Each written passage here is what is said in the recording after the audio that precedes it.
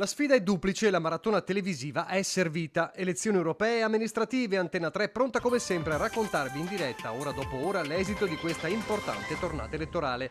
Si parte domenica sera alle 21 con uno speciale ring dedicato proprio alle europee. Dalle proiezioni di voto allo spoglio nei seggi, una notte dedicata ai risultati e commenti con gli ospiti in studio.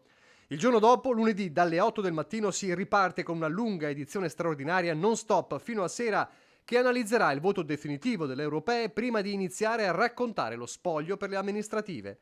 I nostri inviati dalle piazze dei comuni più importanti per raccontare in diretta chi vince e chi perde e tutti i commenti della politica.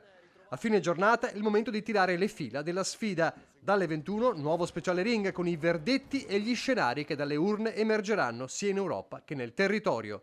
Da domenica sera a lunedì sera, sempre in diretta. Se volete sapere tutto sulle elezioni, state con Antenna 3.